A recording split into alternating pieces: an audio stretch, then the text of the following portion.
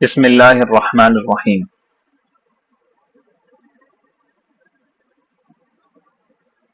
الحمد للہ والصلاة والسلام علی رسول اللہ، اما بعد۔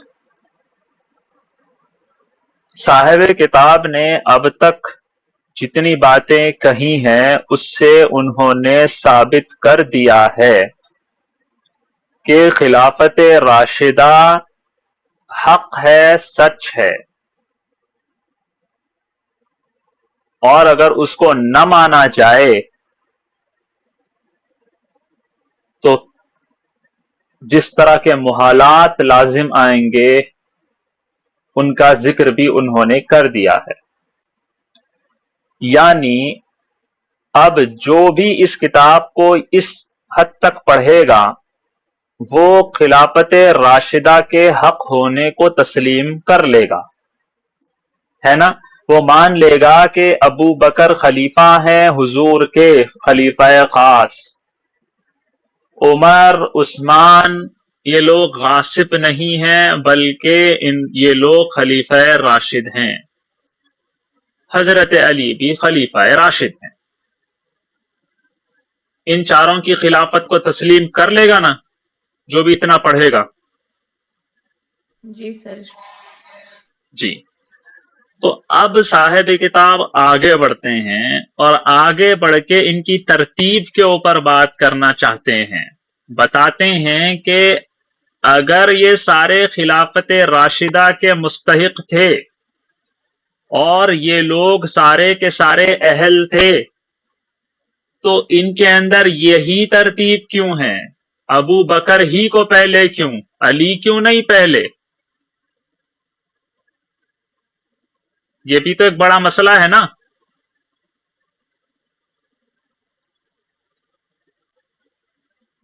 جی، کیونکہ پہلے تو بھائی ہم یہ مانتے ہی نہیں، ایک سوال پیدا ہوتا ہے، پہلے تو ہم یہ مانتے ہی نہیں کہ ابو بکر خلیفہ ہیں، عمر خلیفہ ہیں، عثمان خلیفہ ہیں، یہ غاصب ہے، تو ان کے بارے میں صاف کر دیا یہ معاملہ۔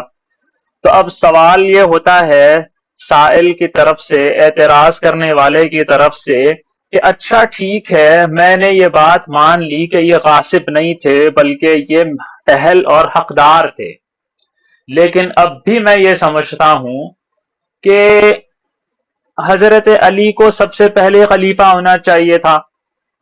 ٹھیک ہے، ہو جاتے ابو بکر بعد میں، تیسرے ہو جاتے، چوتھے ہو جاتے، دوسرے ہو جاتے، یہی پہلے کیوں؟ عمر ہی دوسرے کیوں؟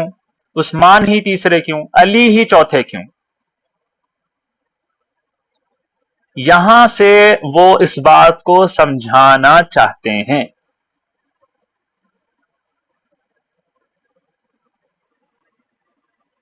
میری تمہید سمجھ میں آئی اتنی؟ جی سر۔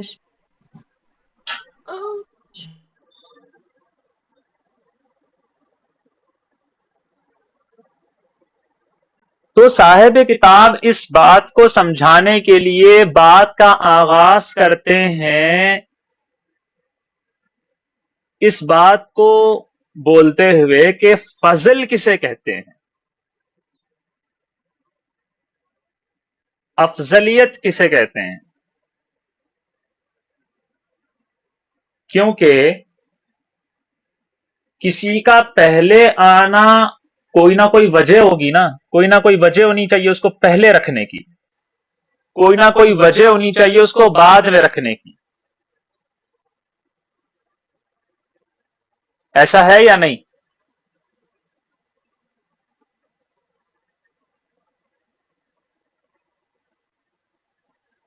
بلا وجہ ہے یا وجہ سے ہے؟ اور اگر وجہ ہے تو وجہ کیا ہے؟ اس کو وہ سمجھانا چاہتے ہیں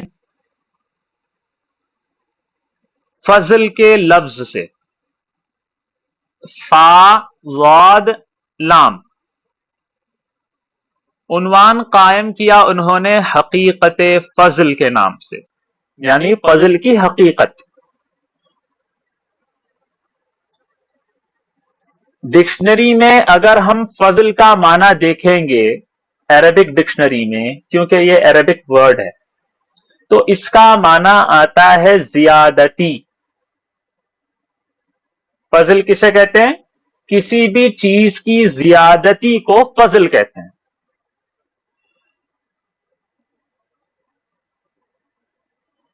اچھا، فضل زیادتی کو کہتے ہیں. پھر ہم جو عرف عام میں اپنی روزمرہ کی زبانوں میں کہتے ہیں افضل، فضیلت والا، اس کا کیا مطلب ہے؟ کیا ہم یہ سمجھتے ہیں کہ زیادتی ہے؟ ہم زیادتی کو تو افضل نہیں کہتے. اصل میں ہم افضل اور فضیلت کا معنی نہیں سمجھتے. یہی بات صاحب کتاب سمجھانا چاہتے ہیں کہ افضل کسے کہتے ہیں، فضل کسے کہتے ہیں. انہوں نے بتا دیا کہ ڈکشنری میں فضل کا معنی کیا ہوتا ہے؟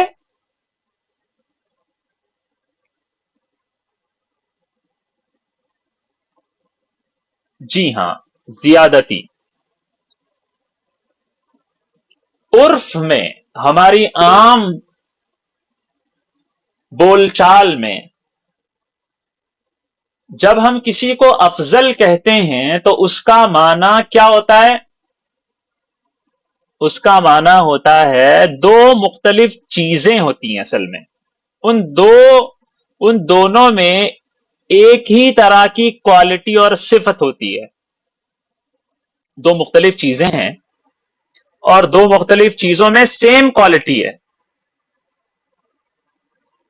ایک طرح کی صفت ہے، لیکن دونوں میں سے کسی ایک میں وہ سیم کوالٹی کم ہوتی ہے اور کسی ایک میں وہی سیم کوالٹی زیادہ ہوتی ہے. اسی زیادتی کو فضل کہتے ہیں. مثال کے طور پر دو شخص ہیں اور دونوں علم والے ہیں، یعنی دونوں میں صفت علم موجود ہے. دونوں میں سملیرٹی کیا ہے؟ کوالٹی کیا ہے؟ سیم کوالٹی، علم کا ہونا، صفت علم کا ہونا. مگر ایک شخص میں دوسرے شخص سے زیادہ علم ہے تو وہ زیادہ علم والا ہوا نا. جی زیادہ علم والا ہوا. الفاظ بدل کے کہیں تو صفت علم میں فضل والا ہوا نا، فضیلت والا ہوا. اسی انسان کو کہا جائے گا وہ افضل ہے دوسرے شخص سے. ٹھیک ہے، کیونکہ اس کے پاس صفت علم میں دوسرے شخص سے زیادتی ہے، افضل ہے. فضل کا مطلب زیادتی. عرف عام میں جب ہم کسی کو افضل کہتے ہیں تو کسی سے کمپیئر کر رہے ہوتے ہیں سیم کوالٹی میں، سیم صفت میں. مطلب جس کے اندر زیادتی پائی جا رہی ہے اس کو افضل کہیں گے، تو جس کے اندر اسی کوالٹی میں کمی ہو اس کو کیا کہیں گے؟ مفضول. یہ مطلب نہیں ہے کہ وہ عیبدار ہے، ایسی بات نہیں ہے، بس سمجھنے والی بات ہے. یہ کیا بتایا آپ نے؟ مفضول؟ جی مفضول. مفضول وہی مفعول کے وزن پر میم فے واد واو لام، مفضول.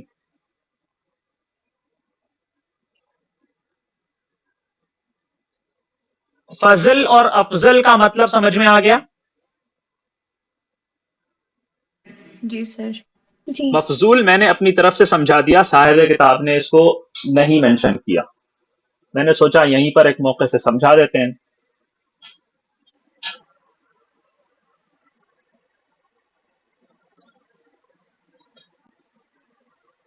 اب یہ فضل، یہ زیادتی کبھی ان صفات میں ہوتی ہے جو صفات مطلوب اور مقصود بھی ہوں.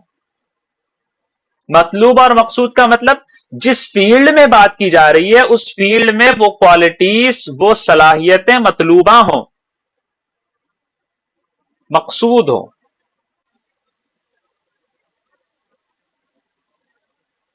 تو یہ فضل کبھی کبھی ان صفات میں ہوتا ہے جو صفات مطلوب اور مقصود بھی ہوتی ہیں، اور کبھی یہ زیادتی یہ فضل ان اوصاف میں ہوتا ہے جو مطلوب اور مقصود نہیں ہوتی. ظاہر سی بات ہے ایسا ہوتا ہے. مثال دیکھتے ہیں ہم، دو بادشاہ ہیں، دونوں بادشاہ ہیں بھائی، دونوں کے پاس بادشاہت ہے. اب یہ فیصلہ کیسے ہوگا کہ ان دونوں بادشاہوں میں افضل بادشاہ کون سا ہے، زیادہ بہتر بادشاہ کون سا ہے؟ تو ہم دیکھیں گے کہ بادشاہت کے لیے جو صفات مطلوب اور مقصود ہیں وہ کس میں زیادہ ہیں. دونوں بادشاہوں میں سے کس بادشاہ میں سب سے زیادہ ہے وہ مطلوبہ صفات جو بادشاہت کے لیے مطلوب ہوتی ہیں؟ بادشاہت کے لیے مطلوب صفات کیا ہوتی ہیں؟ بہت ساری ہوتی ہیں. ان میں سے ایک ہے ملکی تدبیر کرنا بڑے اچھے انداز میں، بہترین سیاست کرنا، انتظام وغیرہ کا بہت اچھے طریقے سے سنبھالنا. یہ بادشاہت کے لیے مطلوبہ صفات ہے نا؟ ہاں جی ہیں. تو جو بادشاہ دوسرے بادشاہ سے ان صفات میں زیادہ ہوگا وہ دوسرے سے افضل ہوگا اور بہتر سمجھا جائے گا. ایسا ہے نا؟ فلاں بادشاہ، یہ دونوں بادشاہ ہیں لیکن ایک بادشاہ میں نا سیاست بڑی زبردست قسم کی ہے، اس کا انتظام اور انصرام بڑے کمال درجے کا ہے، وہ زیادہ بہتر بادشاہ ہے، وہ افضل بادشاہ ہے. آئی بات سمجھ میں؟ جی. یہ جو فضیلت تھی، یہ جو فضل اور زیادتی تھی، یہ ان صفات میں زیادتی تھی جو مطلوب بھی تھی، مقصود بھی تھی. تو اس فضل اور اس زیادتی کو کہتے ہیں فضل کلی.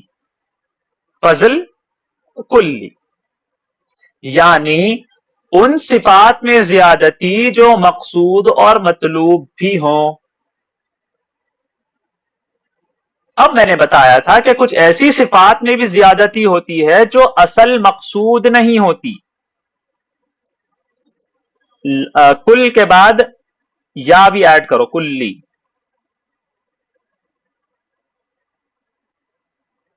میں نے بتایا کہ کچھ صفات ایسی بھی ہوتی ہیں جن میں زیادتی ہوتی ہیں لیکن وہ صفات مطلوب اور مقصود نہیں ہوتی.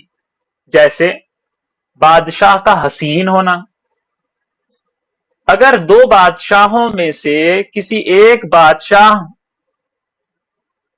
کوئی ایک بادشاہ دوسرے بادشاہ سے زیادہ حسین ہے تو یہ حسن ایک ایسی صفت ہے جو بادشاہت کے لیے مطلوب نہیں ہے. مطلوب ہے کیا؟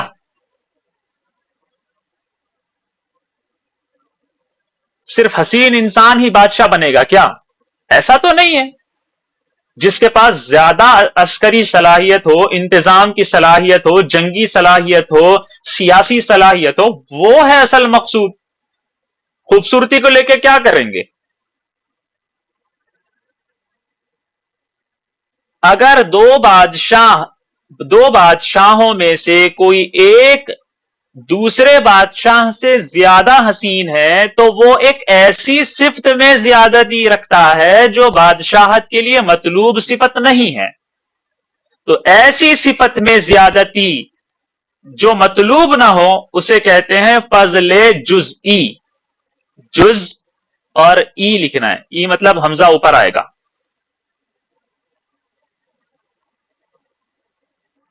فضل، افضل، فضل کلی اور فضل جزئی سمجھ میں آ گیا؟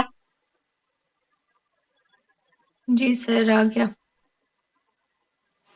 جزئی کیسے لکھنا ہے؟ جز لکھیں، اس کے بعد بے یا بی لکھتے ہیں نا، ویسے بس نیچے نقطہ نہیں ڈالنا ہے، اوپر حمزہ ڈالنا ہے، جزئی.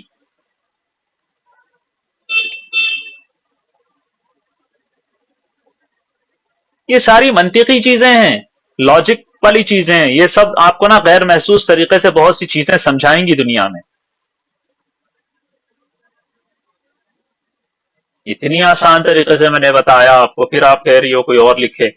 بھائی جیم اور زے لکھیں آپ ایک ساتھ، جز. اس کے بعد بے یا بی کیسے لکھا جاتا ہے ویسے لکھیں، اور نیچے نقطہ مت ڈالیں بے کا، اوپر حمزہ ڈال دیں.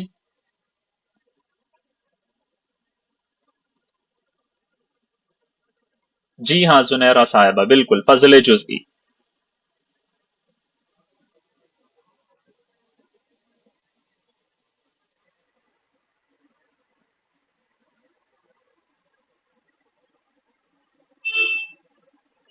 جب ہم نے فضل کو سمجھ لیا، افضل کو سمجھ لیا، مفضول کو سمجھ لیا، فضل جزئی کیا ہوتی ہے، فضل کلی کیا ہوتی ہے، یہ ہمیں سمجھ میں آ گیا، تو ہم آتے ہیں اپنے موضوع پر، آگے بڑھتے ہیں. جس طرح افضل ترین بادشاہ کا افضل ترین وزیر وہ ہوتا ہے جو سیاست اور انتظامی بصیرت میں بادشاہ کا نمونہ اور عکس ہوتا ہے. اچھے بادشاہ، افضل بادشاہ کا افضل وزیر کون ہوتا ہے؟ جو بادشاہ جیسی صلاحیت رکھتا ہو نا، انتظامی امور میں، سیاسی امور میں، جنگی امور میں. ایسا ہی ہے نا؟ جی.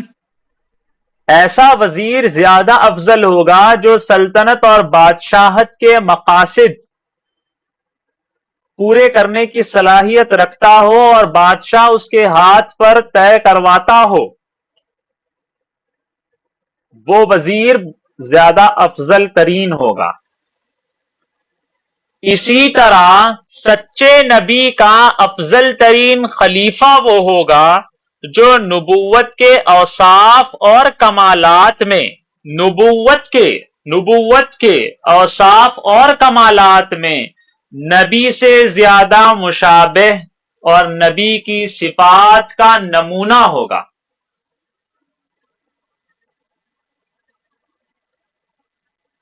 یہاں پر بات بتا دیں. بول رہا ہوں، یہاں پر بات کس کی جا رہی ہے؟ فضل کلی کی بات کی جا رہی ہے، یعنی وہ صفات جو مطلوب ہوں، نبوی صفات. نبی ہونے کے لیے جن صفات کی ضرورت ہوتی ہے، ان صفات میں جو نبی کا خلیفہ زیادہ نبی سے مشابہ ہوگا وہ زیادہ افضل ہوگا نا.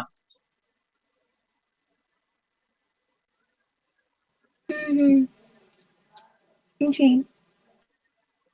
فضل جزئی کی بات نہیں ہو رہی، فضل کلی کی بات ہو رہی ہے. فضل جزئی بہت ساری چیزیں ہو سکتی ہیں، حسین ہونا، اچھے خاندان کا ہونا، طاقت و قوت میں بڑا زبردست ہونا، بہت سی چیزیں ہو سکتی ہیں. لیکن یہ فضل جزئی ہے. فضل کلی میں نبی سے زیادہ مشابہ ہونا چاہیے خلیفہ کو. اور فضل کلی کیا ہے؟ نبوت کے اوصاف. نبوت کے اوصاف ہم نے پڑھے، کون نبی ہوتا ہے، نبی کے اوصاف کیا ہوتے ہیں. قوت عاقلہ اور قوت عاملہ میں وہ کامل درجے کا ہوتا ہے. قوت عاقلہ یعنی وحی کو سمجھنے کی صلاحیت، قوت عاملہ یعنی اچھے اخلاق کا حامل ہونا اور فرشتوں جیسا ہونا. یہ ہے فضیلت کلی. یہ ہونا چاہیے خلیفہ کے اندر، اور اتنا ہونا چاہیے کہ وہ نبی سے زیادہ قریب نظر آ رہا ہو، نبی سے بہت زیادہ مشابہ ہوتا نظر آ رہا ہو، بلکہ وہ نبوت کا نمونہ نظر آ رہا ہو، وہ نبی کا دست و بازو ہو.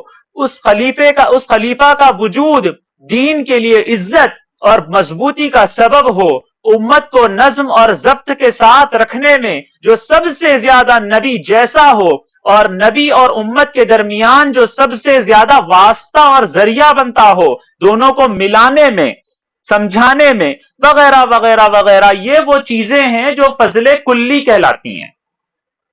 تو جو خلیفہ بھی ان سب مطلوبہ صفات میں نبی سے زیادہ مشابہ ہوگا، زیادہ قربت رکھتا ہوگا، اس کو فضیلت کلی حاصل ہوگی۔ اور اگر کوئی خلیفہ نبوی صفات کے علاوہ صفات میں زیادتی رکھتا ہوگا، جیسے جسم ہونا، طاقت و قوت ہونا، تو وہ فضیلت جزئی رکھتا ہوگا۔ ساری بات کا خلاصہ یہ ہے کہ خلافت کے لیے فضیلت کلی نبوت کے اوصاف اور کمالات میں نبی سے زیادہ مشابہت ہے۔ نبی سے زیادہ مشابہت نبوت کے اوصاف میں فضیلت کلی کہلاتی ہے، اور نبوی صفات کے علاوہ صفات میں زیادتی رکھنا فضیلت جزئی کہلاتی ہے۔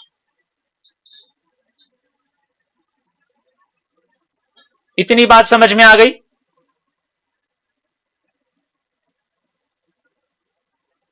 جی جی آ گئی۔ الحمدللہ۔ یہ صاحب کتاب نے تمہید باندھی ہے۔ پہلے ہم نے بتا دیا کہ فضل کیا ہوتا ہے، افضل کسے کہتے ہیں، فضل کلی اور فضل جزئی کسے کہتے ہیں، اور پھر اس کو مثالوں سے سمجھا دیا۔ صاحب کتاب اب یہاں سے دین میں افضلیت کے معیار کو ذکر فرما رہے ہیں کہ دین میں افضلیت کا معیار کیا ہے۔ دین اسلام میں، شریعت میں ہم افضل کسے کہیں گے؟ سب سے پہلے انہوں نے قرآن سے بتایا کہ قرآن کی فضیلت کا معیار کیا ہے، کس کو قرار دیتا ہے قرآن فضیلت۔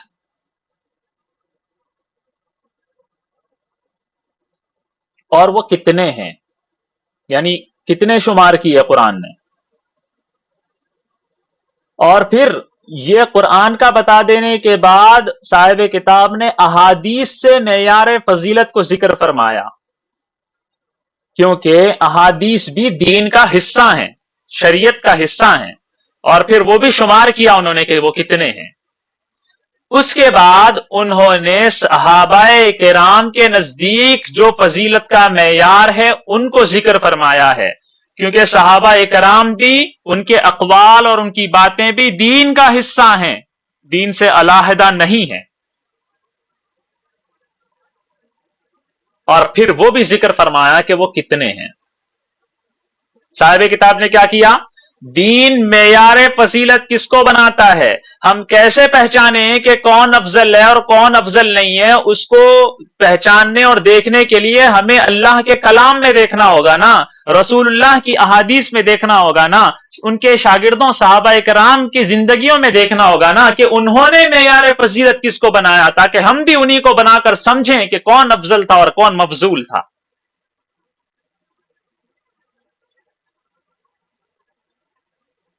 سب سے پہلے ہم قرآن میں فضیلت کا معیار کیا ہے اس کو دیکھتے ہیں۔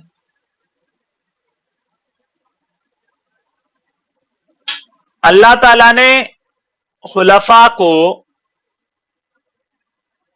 ایک مرتبے اور ایک درجے پر نہیں رکھا جو خلفاء راشدین ہیں، بلکہ بعض خلفاء کو بعض خلفاء پر فضیلت عطا کی ہے۔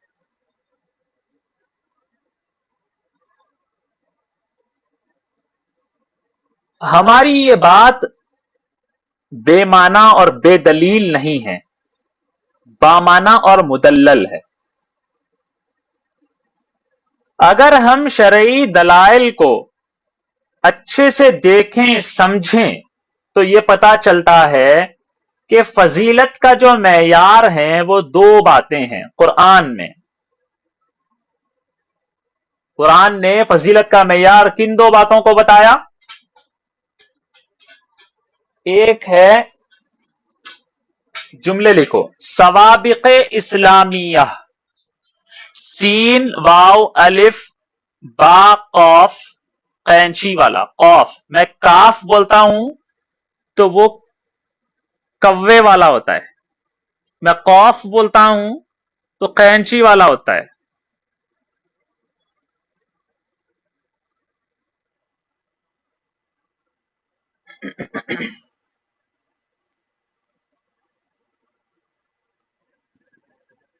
ہاں یہ اچھا ہے.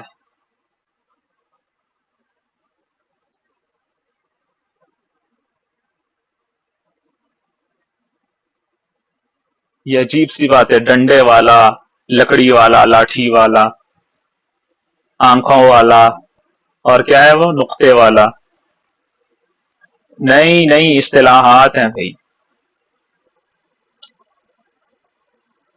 دلائل شرعیہ کو اچھے سے دیکھا جائے تو پتا چلتا ہے کہ قرآن میں فضیلت کا معیار دو باتیں ہیں. پہلی چیز ہے سوابق اسلامیہ،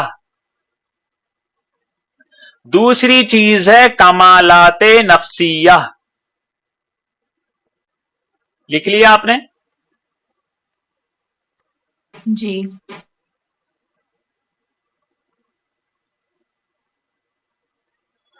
یہ دو باتیں ہیں جو فضیلت کا معیار ہے. ان پر پرکھا جائے گا کہ کون زیادہ افضل ہے، کون مفضول ہے. اس کے علاوہ یہ بات اب میں بتا رہا ہوں، یہ سوابق اسلامیہ کا مطلب کیا ہے، کمالات نفسانیہ کا مطلب کیا ہے. لیکن ایک بات بتا دوں، اس کے علاوہ یہ بات ہمیں قرآن سے بہت اچھے سے ثابت ہو جاتی ہے کہ حسن و جمال کا ہونا، مال کا زیادہ ہونا، حسب نسب کا ہونا، یہ سب امور شریعت میں فضیلت میں داخل نہیں ہے. یعنی یہ سب چیزیں ہونا فضیلت کا معیار نہیں ہے، کوئی خاص معیار نہیں ہے. پہلی پریفرنس اس کو نہیں دی جاتی شریعت میں. ہاں اصل معیارات کے ساتھ یہ بھی شامل ہو جائیں تو نور علی نور. ٹھیک ہے. جی. اور اسی کو بتاتے ہوئے قرآن نے بتا دیا، سورۃ السبا کی آیت نمبر 37 ہے، 37. وَمَا أَمْوَالُكُمْ وَأَوْلَادُكُمْ بِالَّتِي تُقَرِّبُكُمْ عِنْدَنَا زُلْفَى إِلَّا مَنْ آمَنَ وَعَمِلَ صَالِحًا. یہ جو میں نے ابھی بات بتائی نا کہ یہ دو ہی چیزیں ہیں اسلام میں، قرآن میں، سوابق اسلامیہ اور کمالات نفسانیہ، کمالات نفسیہ، جو افضلیت اور فضیلت کا معیار ہے. اس کے علاوہ جو حسن و جمال ہے، کثرت مال ہے، حسب و نسب ہے، یہ سب فضیلت کا معیار نہیں رکھتی شریعت میں قرآن کے نزدیک. اس کے اوپر دلیل دے رہا ہوں میں. وَمَا أَمْوَالُكُمْ وَأَوْلَادُكُمْ بِالَّتِي تُقَرِّبُكُمْ عِنْدَنَا زُلْفَى إِلَّا مَنْ آمَنَ وَعَمِلَ صَالِحًا. قرآن کہتا ہے اور تمہارے مال اور تمہاری اولاد ایسی حیثیت نہیں رکھتے کہ وہ تمہارا درجہ ہمارے پاس نزدیک کر دے، قریب کر دے. یعنی ایسا نہیں ہو سکتا کہ تمہارے پاس بہت زیادہ مال ہو اور مال کی وجہ سے تم بہت زیادہ مالدار ہو، اس وجہ سے تم میرے زیادہ قریب ہو جاؤ. صرف مال ہونے کی وجہ سے نہیں ہو سکتا. تم بہت زیادہ اولاد والے ہو تو اللہ کے نزدیک بہت زیادہ قریب ہو جاؤ. نہیں، ایسا نہیں ہو سکتا. یہ معیار نہیں اللہ تعالیٰ کے پاس. مالداری اور حسب نسب نہیں ہے، بلکہ اللہ تعالیٰ کے پاس معیار ہے جو ایمان لائے اور نیک اعمال کیے. یہ معیار ہے اللہ تعالیٰ کے پاس جس سے اللہ تعالیٰ کی قربت حاصل ہوتی ہے. تو اس سے سمجھ میں آ گیا نا کہ اللہ تعالیٰ کے نزدیک امور شریعت میں فضیلت کا درجہ مال جمال نہیں ہے.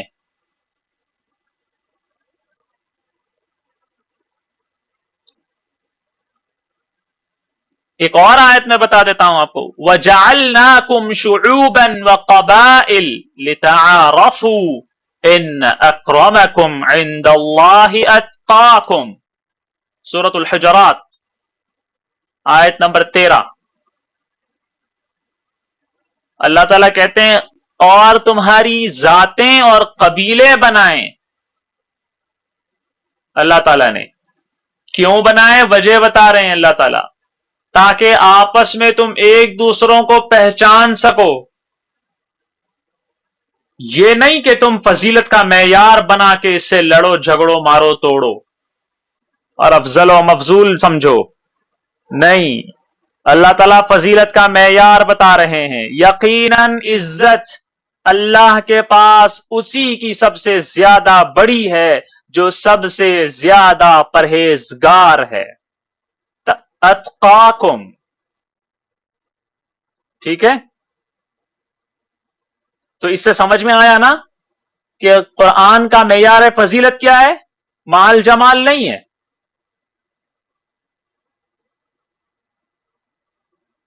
ایک اور آیت ہے المال والبنون زینت الحیات الدنیا والباقیات الصالحات خیر عند ربک ثوابا وخیر املا، سورۃ الکہف آیت نمبر 46. مال اور بیٹے دنیاوی زندگی کی رونق ہیں اور باقی رہنے والے اعمال اور نیکیاں یہ بہتر ہیں اور تیرے رب کے یہاں بہترین بدلہ ہے اور بہترین توقع والی چیزیں. مطلب یہ وہ ایسی چیزیں ہیں جن سے بہت اچھی توقع کی جا سکتی ہے. خیر عملا، جن سے بھلائیاں حاصل ہوتی ہیں. تو اس سے سمجھ میں کیا آیا؟ اس سے یہ جو آیات میں نے آپ کو پڑھ کے سنائی، ان آیات سے یہ سمجھ میں آ رہا ہے کہ قرآن کا، شریعت کا معیار فضیلت وہ نہیں ہے جو عام طور پر دنیا میں سمجھا جاتا ہے. افراط جمال اور کثرت مال یہ نہیں ہے. کیا ہے پھر؟ سوابق اسلامیہ اور کمالات نفسیہ. بہت ساری چیزوں کو ایک نام دیا گیا. اب ہم دیکھتے ہیں سوابق اسلامیہ کسے کہتے ہیں. سوابق اسلامیہ یعنی دین کے امور اور دین کی مدد میں سبقت کرنا، پہل کرنا. امور دین میں، دین کے کاموں میں پہل کرنا اور دین کی مدد کرنے میں پہل کرنا. جیسے اسلام لانے میں پہل کرنا، یقین کرنے میں، ایمان لانے میں پہل کرنا، ہجرت اور جہاد میں پہل کرنا، وغیرہ وغیرہ وغیرہ. ان سب چیزوں کو ایک نام دے تو کیا بنے گا؟ سوابق اسلامیہ. اسلام میں سبقت کرنا. یہ ہے معیار فضیلت نمبر 1. جو سب سے پہلے اسلام لائے گا وہ زیادہ فضیلت والا ہوگا. جو سب سے پہلے یقین کرے گا وہ زیادہ فضیلت والا ہوگا. جو سب سے پہلے ہجرت کرے گا وہ زیادہ فضیلت والا ہوگا. جو سب سے پہلے جہاد کرے گا وہ زیادہ فضیلت والا ہوگا. سو آن، ٹھیک ہے، اینڈ سو فورتھ. سمجھ میں آ گئی بات؟ یہ ہے معیار فضیلت. دوسری معیار فضیلت تھی کمالات نفسیہ یا کمالات نفسانیہ. اس کا معنی ہے صدیقیت کا ہونا، شہیدیت کا ہونا، حواریت کا ہونا، صحبت کا ہونا. یعنی ذاتی اندرونی اعتبار سے انسان کے اندر قربتوں کا حاصل ہونا. نیک اعمال سے انسان صدیقیت کے مقام پر پہنچتا ہے. اللہ تعالیٰ کے راستے میں بہت زیادہ مال خرچ کر کے شہادت کا درجہ حاصل کرتا ہے جہاد کر کے، اور نبی کے ساتھ زیادہ رہ کے صحبت کا مقام حاصل کرتا ہے، صحابی بنتا ہے. ٹھیک ہے، تو فضیلت کس کو زیادہ ملے گی؟ فضیلت اس کو زیادہ ملے گی جو امور دین میں پہل کرتا ہے، دین کی نصرت اور مدد میں پہل کرتا ہے، اور ساتھ ہی ساتھ اچھے اعمال کر کے اونچے مراتب قرب حاصل کرتا ہے. سمجھ میں آئی بات؟ ہاں جی. جی سر. شکریہ. اب میں دلیلیں دوں گا اس کے اوپر. اس سے پہلے میں آپ کو بتا دوں میں نے کیا بتایا. قرآن میں، حدیث میں، شریعت میں فضیلت کا معیار حسن و جمال، کثرت مال نہیں ہے، بلکہ شریعت میں معیار فضیلت سوابق اسلامیہ اور کمالات نفسانیہ ہے، اس کے اوپر ہم دلیلیں دیں گے۔ قرآن کہتا ہے سورۃ التوبہ آیت نمبر 100، اعوذ باللہ من الشیطان الرجیم والسابقون الاولون من المہاجرین والانصار والذین اتبعوهم بإحسان رضی اللہ عنہم ورضوا عنہ وأعد لهم جنات تجری تحتها الأنهار خالدین فیها ابدا ذلك الفوز العظیم۔ اور مہاجرین و انصار میں سے وہ لوگ جو پہلے ایمان لائے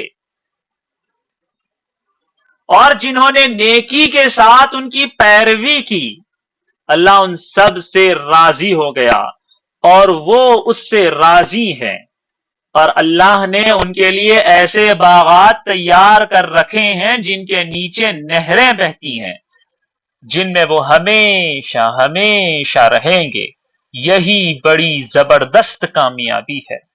یہ ہے آیت کا ترجمہ۔ اس کے اندر قرآن نے کیا بتایا؟ والسابقون الاولون، والسابقون الاولون، سب سے پہلے ایمان لانے والے، ٹھیک ہے؟ تو سوابق اسلامیہ معیار ہے نا، جن سے رضامندی حاصل ہو رہی ہے، خوشخبریاں سننے میں آ رہی ہیں۔ اسی طرح سوابق اسلامیہ سے متعلق اللہ تعالیٰ نے ایک اور صراحت کے ساتھ ارشاد فرمایا، وہ کیا ہے؟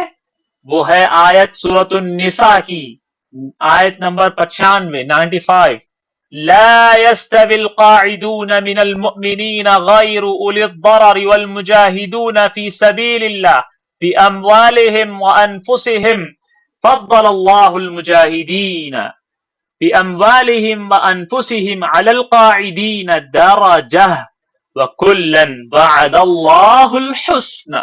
یہ جو جملہ ہے نا، وكلا وعد الله الحسنى فضل الله المجاهدين على القاعدين أجرا عظيما درجات منه ومغفرة ورحمة وكان الله غفورا رحيما۔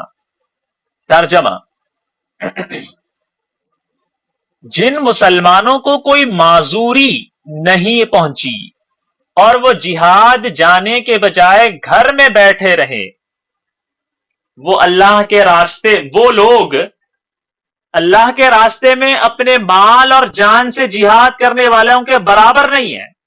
یعنی دو لوگ ہیں، ایک قسم کے وہ لوگ ہیں جن کو کوئی معذوری نہیں تھی، کوئی مجبوری نہیں تھی، اور وہ گھر میں بیٹھے رہے، نہ مال لگایا نہ جہاد کیا، اور ایک وہ لوگ ہیں جن کو معذوری نہیں تھی، لیکن معذوری نہیں تھی اور ساتھ میں انہوں نے اپنا مال بھی لگایا، جہاد بھی کیا اللہ کے راستے میں۔ تو اللہ کہہ رہے ہیں اللہ کے نزدیک یہ دونوں برابر نہیں ہو سکتے۔ جو لوگ اپنے جان و مال سے جہاد کرتے ہیں ان کو اللہ نے بیٹھے رہنے والوں پر ایک درجہ فضیلت عطا فرمائی ہے۔ یعنی فضیلت کا معیار کیا ہے؟ دین میں پہل کرنا اور دین کی نصرت کرنا ہے نا۔ قرآن خود کہہ رہا ہے فضل اللہ المجاہد، فضل فضیلت والا معیار، فضل اللہ المجاہدین علی القاعدین، قاعد بیٹھنے والے کو کہتے ہیں، علی القاعدین اجرا عظیما، ٹھیک ہے۔ اور اللہ نے سب سے اچھائی کا وعدہ کر رکھا ہے، سب سے اچھا، اللہ اکبر کبیرا، سب سے اچھائی کا وعدہ کر رکھا ہے۔ وَكُلًّا وَعَدَ اللَّهُ الْحُسْنَى، اور اللہ نے مجاہدین کو، یعنی جو جان و مال سے جہاد کرتے ہیں، ان کو بیٹھے رہنے والوں پر فضیلت دے کر بڑا ثواب بخشا ہے۔ صاف اللہ تعالیٰ نے بتا دیا کہ سوابق اسلامیہ معیار ہے اللہ کے نزدیک۔ اسی طرح ایک اور جگہ اللہ تعالیٰ نے ارشاد فرمایا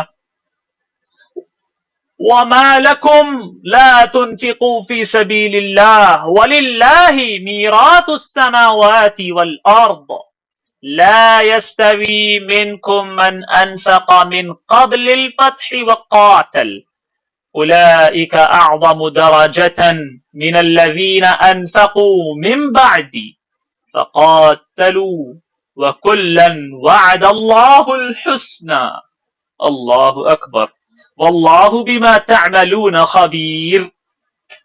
سورۃ الحدید الآیۃ العاشرہ 10ویں آیت. ترجمہ: اور تمہارے لیے کون سی وجہ ہے کہ تم اللہ کے راستے میں خرچ نہ کرو؟ آخر کیا وجہ ہے تمہاری کہ تم اللہ تعالیٰ کے راستے میں خرچ نہیں کرتے؟ حالانکہ آسمانوں اور زمین کی ساری میراث اللہ ہی کے لیے ہے. وَلِلَّهِ مِيرَاثُ السَّمَاوَاتِ وَالْأَرْضِ. تم میں سے جنہوں نے مکے کی فتح سے پہلے خرچ کیا. دیکھو یہاں پر پھر معیار فضیلت بتا رہے ہیں. تم میں سے جنہوں نے فتح مکہ سے پہلے خرچ کیا اور لڑائی لڑی، وہ فتح مکہ کے بعد والوں کے برابر نہیں ہیں. کیوں بھائی؟ کیونکہ فتح مکہ سے پہلے جنگ لڑنے والے پہلے ایمان لانے والے ہوئے، دین کی پہلے نصرت کرنے والے ہوئے، ہے نا؟ سوابق اسلامیہ معیار ہے یا نہیں؟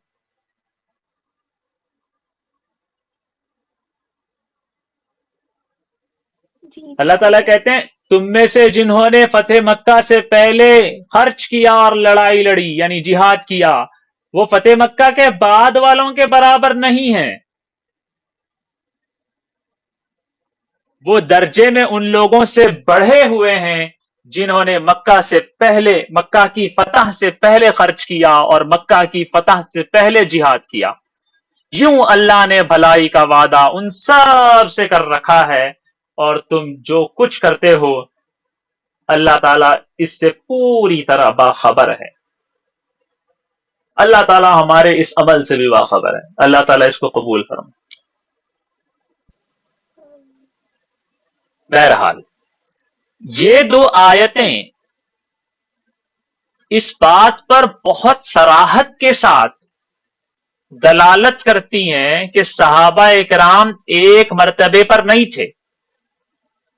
قرآن خود کہہ رہا ہے نا، تم صحابہ کے بارے میں ہی بات ہو رہی ہے. فتح مکہ سے پہلے والے صحابہ، فتح مکہ کے بعد اسلام لانے والے صحابہ، گھر میں بیٹھے رہنے والے صحابہ، جہاد کرنے والے صحابہ، یہ سب برابر نہیں ہے، ان کے درجے ہیں. قرآن کہتا ہے کہ بلکہ بعض صحابہ افضل تھے اور بعض صحابہ ان سے مفضول تھے. اور معیار کیا ہے؟ کس اعتبار سے، کس آئینک سے دیکھا گیا ہے، کس اینک سے دیکھا گیا ہے کہ کون افضل ہے کون غیر افضل؟ فضیلت کا معیار ہے جہاد فی سبیل اللہ، انفاق فی سبیل اللہ. جہاد فی سبیل اللہ کا مطلب اللہ کے راستے میں جنگ لڑنا. انفاق فی سبیل اللہ کا مطلب اللہ کے راستے میں اپنا مال خرچ کرنا. انفاق قاف سے، الف نون فا الف قاف، انفاق. فضیلت کا معیار جہاد فی سبیل اللہ اور انفاق فی سبیل اللہ پر ہے. لہذا جو لوگ اسلام کی ابتدائی زمانے میں اپنی زندگی کے آخری لمحے تک جان اور دل کے ساتھ شریک جہاد رہے اور اپنے مال کے ذریعے سے دین اسلام کے مددگار رہے، وہی اس امت کے سردار تھے اور وہی اونچی فضیلت اور معیار کے حامل تھے اور وہی افضل تھے.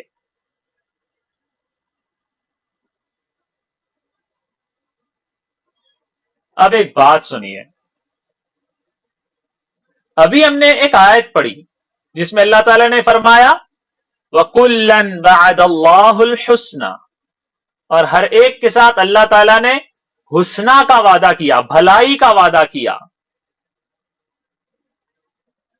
بھلائی سے مراد مفسرین نے لکھا ہے جنت کا وعدہ کیا.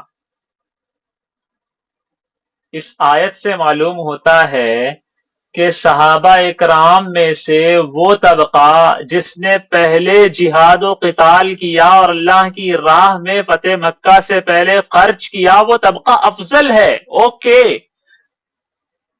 کس طبقے سے افضل ہے؟ اس طبقے سے، صحابہ کے اس طبقے سے جس نے فتح مکہ کے بعد خرچ کیا اپنا مال اور جہاد کیا. پہلا طبقہ دوسرے طبقے سے افضل ہے، دوسرا طبقہ کم درجے کا ہے. لیکن قرآن کہتا ہے وَكُلًّا، دونوں طبقوں سے حسنہ کا یعنی جنت کا وعدہ ہے. تو معلوم یہ ہوا کہ صحابہ کرام چاہے وہ اسلام میں پہلے آئے ہوں یا اسلام میں وہ بعد میں داخل ہوئے ہوں، وہ سب کے سب صحابہ ہونے کی وجہ سے جنتی ہیں، اور سب سے حسنہ کا یعنی جنت کا وعدہ اللہ نے خود فرمایا ہے. اور جس سے اللہ تعالی حسنہ کا وعدہ فرمائے، جنت کا وعدہ فرمائے، وہ کبھی جہنم میں داخل نہیں ہو سکتا.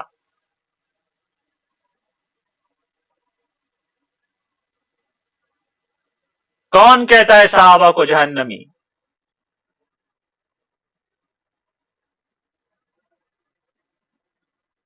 قرآن کہہ رہا ہے وَكُلًّا وَعَدَ اللَّهُ الْحُسْنَى.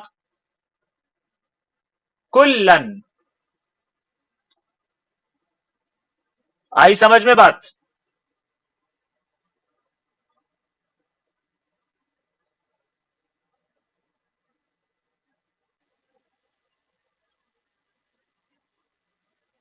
سورۃ الانبیاء دیکھیے، آیت نمبر 101، آیت نمبر 102.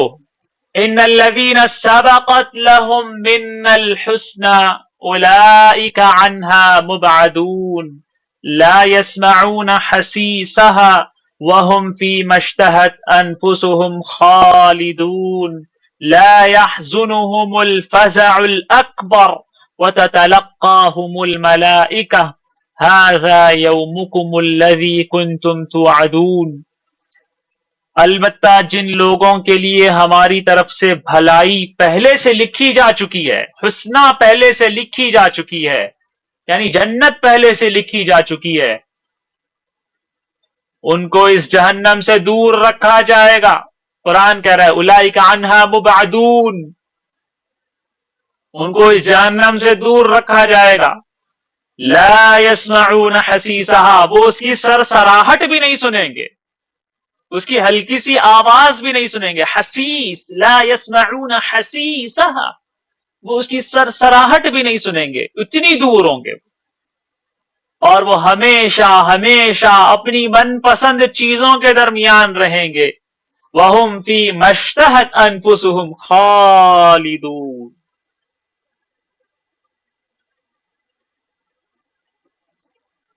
قرآن خود کہہ رہا ہے وَالَّذِينَ آمَنُوا وَهَاجَرُوا وَجَاهَدُوا فِي سَبِيلِ اللَّهِ وَالَّذِينَ آوَوا وَنَصَرُوا أُولَئِكَ هُمُ الْمُؤْمِنُونَ حَقًّا لَهُمْ مَغْفِرَةٌ وَرِزْقٌ كَرِيمٌ.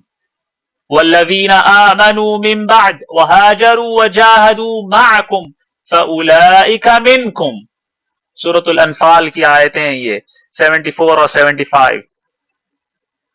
اور جو لوگ ایمان لے آئے اور انہوں نے ہجرت کی اور اللہ کے راستے میں جہاد کیا، وہ اور جنہوں نے انہیں آباد کیا اور ان کی مدد کی، وہ سب صحیح معنوں میں مؤمن ہیں.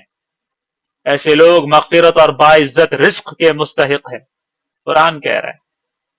اور جنہوں نے بعد میں ایمان قبول کیا اور ہجرت کی اور تمہارے ساتھ جہاد کیا، وہ بھی تم میں شامل ہیں. اور ان میں سے جو لوگ پرانے مہاجرین کے رشتہ دار ہیں، وہ اللہ کی کتاب میں ایک دوسرے کی میراث کے دوسروں سے زیادہ حقدار ہیں. یقیناً اللہ ہر چیز کا پورا علم رکھتا ہے. اس آیت میں جب ہم اس آیت کو پڑھتے ہیں تو یہ بات ہمیں صراحت کے ساتھ سمجھ میں آ جاتی ہے کہ جو لوگ ہجرت اور جہاد اور انفاق مال میں آگے تھے وہ دوسروں سے زیادہ افضل تھے۔ یہ دلیلیں ہم نے قرآنی آیات سے پیش کر کے آپ کو بتایا ہے کہ ہماری جو بات تھی وہ بے دلیل نہیں تھی۔ ہم نے ویسے ہی آپ کو نہیں پڑھوا دیا کہ قرآن میں سوابق اسلامیہ اور کمالات نفسانیہ معیار ہے۔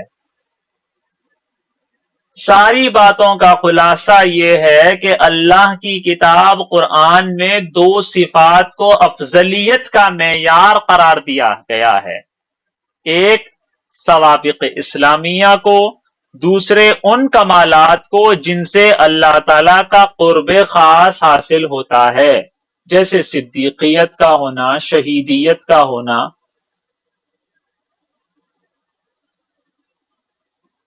یہ معیار کس کا تھا؟ قرآن کا۔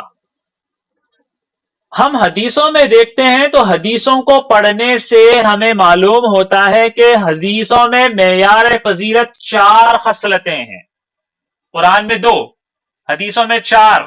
کیا ہے؟ پہلی خصلت معنوی اوصاف، قرب کے معنوی اوصاف، یعنی امت کے اعلیٰ طبقے میں سے ہونا، یعنی صدیق ہونا یا ملہم اور محدث ہونا یا شہید ہونا، یعنی ایسے اعمال کرنا جن سے یہ فضیلتیں عطا ہوں، یہ قربتیں عطا ہوں، یہ مقامات عطا ہوں۔ دوسری خصلت حضور صلی اللہ علیہ وسلم کی جان و مال سے مدد کرنا اور اسلام کے اجنبی ہونے، نئے ہونے، کمزور ہونے کے وقت میں اسلام کی ترویج اور اشاعت کی جد و جہد کرنا، اور اپنی ذات ایسی ہونا کہ عزت اور وجاہت ہو اس کی، اپنی عزت و وجاہت سے اسلام کو عزت حاصل ہونا کہ فلاں شخص بھی بھائی مسلمان ہو گیا، ارے بھائی وہ شخص مسلمان ہو گیا، کیا بات ہے، تو ہم بھی مسلمان ہو جاتے ہیں۔ تو اس سے ذاتی کسی کی ذات سے دین کو عزت مل رہی ہے۔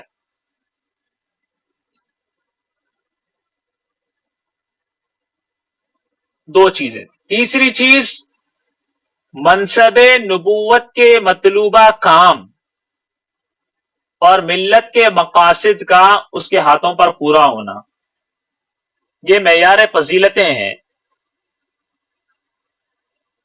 فضیلت کا معیار احادیث میں کیا ہے وہ بتایا جا رہا ہے۔ چوتھی چیز ہے قیامت میں ان کو اونچے درجوں کا حاصل ہونا۔ یہ 4 ایسی خصلتیں ہیں جو حدیث میں فضیلت کا معیار سمجھی گئی ہیں۔ میں نے بتایا تھا صاحب کتاب نے پہلے دیکھا قرآن میں، اس کے بعد بتایا انہوں نے حدیث سے، اس کے بعد وہ بتائیں گے صحابہ کرام کے اقوال سے۔ صحابہ کرام نے ان ساری صفات، یعنی قرآن کی صفات، احادیث کی صفات، احادیث کے معیار کے اندر مزید اضافہ فرمایا ہے۔ وہ اضافہ کیا ہے؟ 5 اضافات ہیں وہ۔ ایک ہے قرآن و سنت کا علم ہونا، قرآن و سنت کا علم ہو تو فضیلت کا درجہ حاصل ہوتا ہے صحابہ کے نزدیک۔ دوسری چیز بہت زیادہ احتیاط کرنا احادیث کو لینے میں اور بہت سی چیزوں میں، اور اچھی سیاست کر سکنا، یہ دوسری چیز ہے فضیلت کا معیار۔ تیسری چیز ہے امانت داری کا ہونا، سب سے زیادہ قوت کا ہونا، طاقت کا ہونا، نہ کسی سے ڈرنا، نہ کسی کی ملامت کی پرواہ کرنا، اور نہ کسی کی رعایت کرنا، بلکہ جو حق بات ہے بس وہ رہنا۔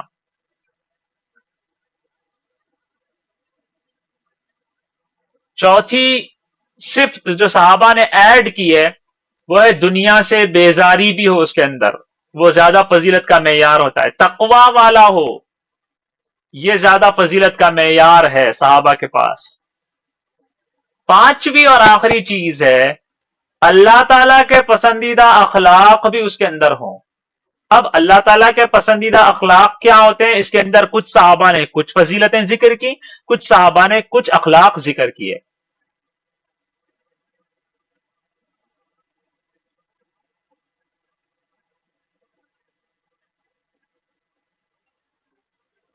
آپ لوگوں کو ایک جملہ بولتا ہوں جس سے ساری باتیں ایک لائن میں آپ لوگوں کو سمجھ میں آ جائیں گی. جتنے بھی اوصاف احادیث میں موجود ہیں، یعنی معیار فضیلت والے جتنے بھی اوصاف صحابہ کے اقوال میں ملتے ہیں معیار فضیلت والے، وہ سب کے سب اصل میں قرآن کے اجمال کی تفصیل ہے. قرآن نے مختصر طور پر بتایا، سوابق اسلامیہ ہو، کمالات نفسانیہ ہو، اسی کو ان لوگوں نے تشریح کر کے سمجھایا، بس اور کچھ نہیں ہے. سمجھ میں آئی بات؟ جی سر.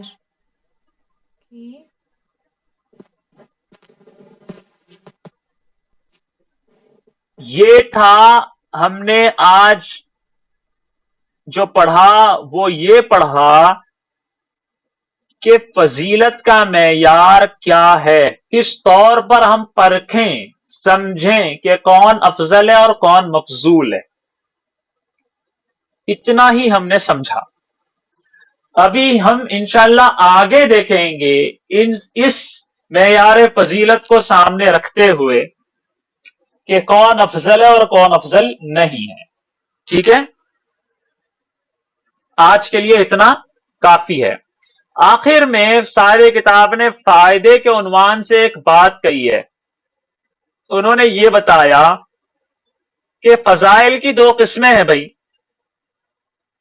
ٹھیک ہے، ایک وہ فضیلت ہوتی ہے جو انبیاء کے ساتھ خاص مشابہت رکھنے والی ہوتی ہیں، ان کا ذریعہ ہوتی ہیں اور اللہ تعالیٰ کے قرب کا ذریعہ ہوتی ہیں. یہ ایک فضیلت ہے. دوسری قسم فضائل کی وہ ہوتی ہے جو شریعت میں اصل مطلوب اور معتبر نہیں ہوتی، مگر وہ فضیلتیں ہونے سے انسان مزید معتبر، مزید بارونق بن جاتا ہے. مثال کے طور پر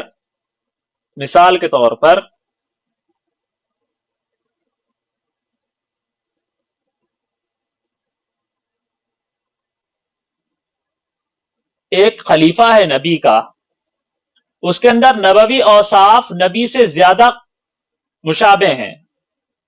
نبوی اوصاف میں وہ نبوت سے زیادہ مشابہ ہے. یہ ہے اصل مطلوب فضیلت. سوابق اسلامیہ بھی اس کے پاس ہے، کمالات نفسانیہ بھی اس کے پاس ہے. یہ ہے اصل فضیلت. لیکن اس کے علاوہ اس کے پاس اور بھی بہت فضیلتیں ہیں، جزئی فضیلتیں. وہ حسین بھی ہے، وہ اچھے خاندان والا بھی ہے. ٹھیک ہے، وہ بہت زیادہ مالدار بھی ہے.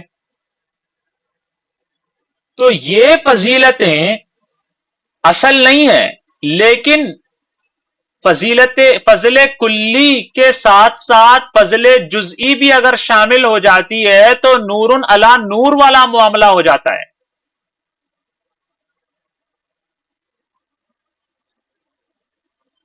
اور فضل جزئی کبھی کبھی سبب بن جاتا ہے فضل کلی کے حاصل ہونے کا. اسی وجہ سے کبھی کبھار کیا کیا جاتا ہے، فضل کلی کے ساتھ ساتھ فضل جزئی کو بھی شامل کر لیا جاتا ہے، شمار کر لیا جاتا ہے. تو یہ نہیں سمجھنا چاہیے کہ اصل معیار حسن و جمال بھی ہے، کثرت مال بھی ہے، صحبت بھی ہے، بہت ساری چیزیں، مساہرت وغیرہ، یعنی رشتہ داریاں ہونا وغیرہ وغیرہ. آج کی بات کا خلاصہ کیا ہے؟ فضل کسے کہتے ہیں؟ زیادتی کو کہتے ہیں. فضل کلی کسے کہتے ہیں؟ ان اوصاف میں زیادتی جو مطلوب اور مقصود بھی ہوں. فضل جزئی کسے کہتے ہیں؟ وہ اوصاف میں زیادتی جو مقصود اور مطلوب اصل میں نہ ہوں. قرآن میں، حدیث میں، صحابہ کے اقوال میں، دوسرے الفاظ میں اگر ہم بولیں شریعت میں، فضیلت کا معیار کثرت مال اور حسن و جمال نہیں ہے، بلکہ اسلام میں سبقت کرنا ہے سب سے زیادہ، ہر طرح سے اور اچھے اوصاف کا حامل ہونا ہے. یہ ہم نے آج پڑھا. سمجھ میں آ گئی بات؟ آج کے لیے اتنا ہی جی کافی ہے. سر آ گئی.